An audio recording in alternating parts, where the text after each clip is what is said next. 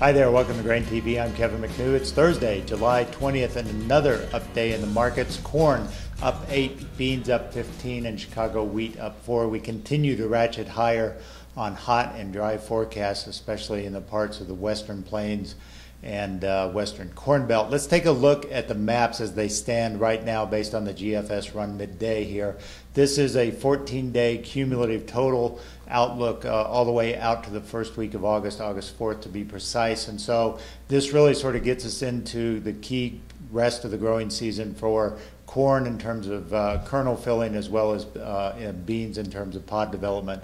And so as we look at the temperature map here, we can see dark areas in Kansas, in Nebraska, stretching into Iowa. Some of these temperatures will be around 6 to 8 degrees warmer than normal. So overall, the two-week forecast looks to be much hotter than normal for this time of year, which is certainly giving the market a little bit of a bid. In terms of precipitation, those areas that are hot are expected to be dry as well. You can see these areas in white.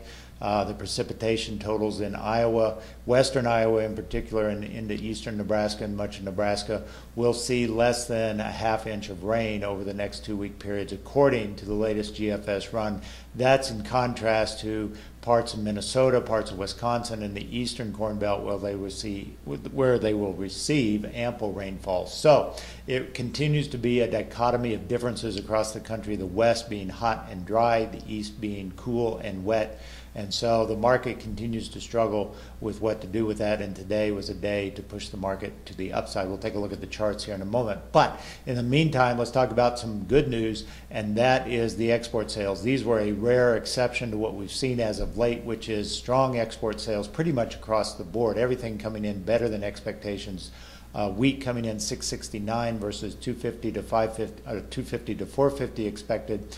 Beans were off the charts in terms of soybeans for new crop coming in at 1.5, most of that being the 1.3 million metric ton deal that China did.